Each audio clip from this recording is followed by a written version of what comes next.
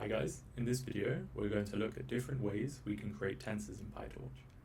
As we've seen before, we can create a tensor where we define each of its elements by passing in either a list or a number directly to the tensor function.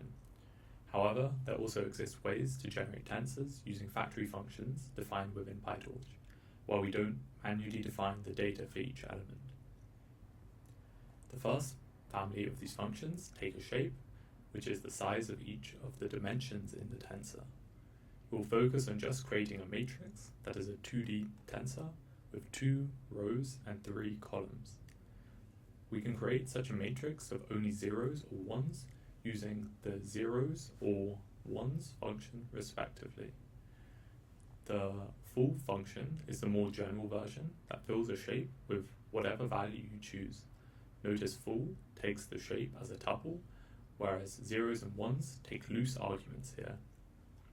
But they too can actually also be called using a tuple for the shape. What you'll find is a lot of these types of functions actually work with both types of arguments. Now we'll look at generating random tensors, which could be used to initialize a network's weights before training. First, the rand function gives you a uniform distribution between 0 and 1, meaning that every value in that range is equally likely.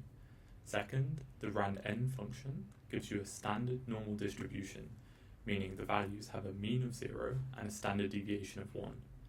The n here is what stands for normal, and this is a function that you would want to reach for when initializing model weights or simulating realistic data.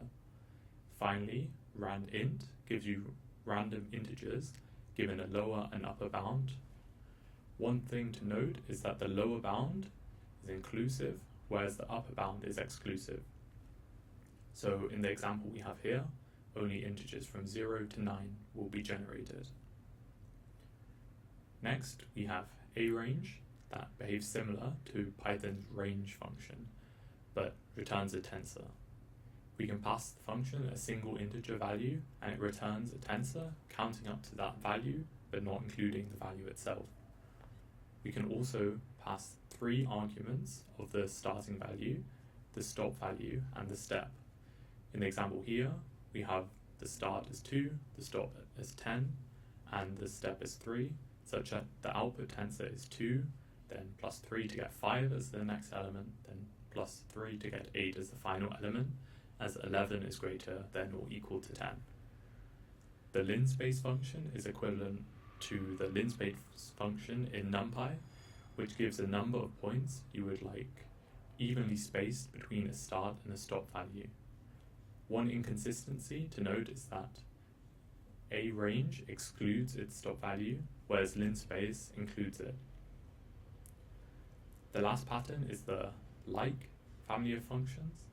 So 0-like, 1's-like, rand-like, and so on. These copy the shape and data type of the tensor you already have to generate a new tensor with the function mentioned in the prefix. And that's all for this video. Thanks for watching.